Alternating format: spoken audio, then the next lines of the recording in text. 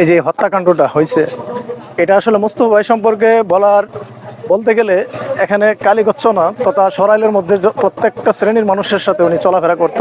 উনি খুবই শান্ত শিষ্ট ভদ্র মানুষ ছিলেন। উনি যুদ্ধাহত বীর মুক্তিযোদ্ধার একজন সন্তান। উনি একজন শিক্ষানুরাগী ছিল। উনি আপাতমস্তক একজন ভালো মানুষ ছিল। তো এই একজন ভালো মানুষকে আজকে যে হত্যাকাণ্ডটা ঘটাইছে, এটা আমি মনে করি যে এটা এই বর্তমানে যে অত্যন্ত দুর্বল যে প্রশাসনিক ব্যবস্থা, এটার একটা প্রমাণ হইল। এটা হলো যে এই আজকে মোস্তফা কামাল হত্যাকাণ্ড।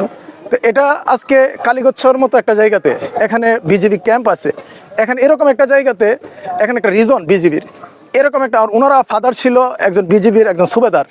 তো এই লোকের সন্তানকে এইভাবে হত্যাকাণ্ড করছে। ওনার একটা পিচি বাচ্চা থেকে একদম বৃদ্ধ লোক পর্যন্ত ওনার কোনো শত্রু ছিল না এই দুনিয়াতে, আমরা যতটুকু জানি। উনি সকলের প্রিয় মানুষ ছিল। ওনাকে কিসের জন্য, কি কারণে, উনি বিকাশের এবং কনফেকশনের ব্যবসা ছিল। তো ওনার সাথে সবসময় ক্যাশ টাকা থাকতো, ওনার সাথে ব্যাগ ভর্তি টাকা ছিল।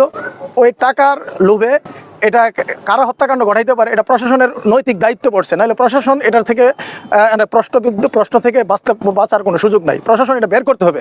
এটা আপনার প্রত্যেক জনসাধারণের দাবি যে এই হত্যাকাণ্ড অবশ্যই 24 ঘন্টার মধ্যে প্রশাসন এটাকে গ্রেফতার করে তাদেরকে ফাঁসির কাস্টে দাঁড় করাইতে হবে। নাইলে এখানে কালীগচ্ছ তথা সরাইল, ব্রাহ্মণবাড়িয়া, সারা বাংলাদেশে এই প্রতিবাদের ঢেউ, এই আগুন জ্বলবে যতক্ষণ পর্যন্ত এটা সুষ্ঠু বিচার না হবে। সমাজে ছড়িয়ে ছিটিয়ে যাওয়া আপনার মাদকের যে উপদ্রব, এই বিষয়ে আপনি কি বলবেন? মাদকের উপদ্রবেরই তো এটা একটা বিষয়। কারণ এই অংশটা যদি এরকম না হইতো, এখানে ওনার তো কোনো শত্রু ছিল না। ওনার পরিবার থেকে বারবার বলতেছে যে ওনার কোনো শত্রু নাই, কিন্তু ওনার কোনো শত্রু নাই এই জায়গার মধ্যে। ওনার মতো একদম নিরীহ মানুষ। ওনারা সদূর চাঁদপুরে ছিল। ওনারা 1985 সালে ওনার ফাদার এই কালীগঞ্জ বিজেপি ক্যাম্পে ওনার চাকরির কারণে ওনাদেরকে, উনি ছোট ছিল, ওনাকে সহ ওনারা এখানে অবস্থান করছে। ওখান থেকে উনি ওনার পরবর্তীতে উনি চুনটা ইউনিয়ন যে 5 বারের চেয়ারম্যান যে হাবিবুর রহমান, ওনার ভগ্নিপতি। উনি ওই চেয়ারম্যান সাহেবের ভগ্নিপতি। উনি নিজে এখানে বিয়ে করছে। ওনার প্রত্যেকটা সন্তান এখানেই জন্মগ্রহণ করছে। ওনার 2 ছেলে 1 মেয়ে, কিন্তু তাদেরকে নিয়ে সুখের সংসার। উনি সাদাসিধা জীবনযাপন করছে, লাইফ লিড করছে।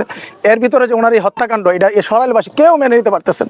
প্রত্যেকের ভিতরে কান্না, প্রত্যেকের দিল ভাঙা কান্না। এটার বর্তমান সরকার যদি এটার সুষ্ঠু তদন্তের মাধ্যমে যদি বিচার না করে, এই সরকার এটার থেকে দায় এড়িয়ে যেতে পারবে না।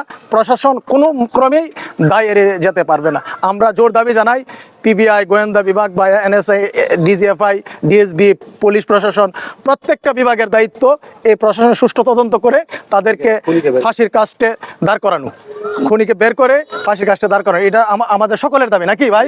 এটা আমাদের সকল এলাকাবাসী সকলের দাবি। আল্লাহ তাআলা ওনাকে জান্নাতবাসী করুক। সবার কাছে দোয়া চাই আমরা।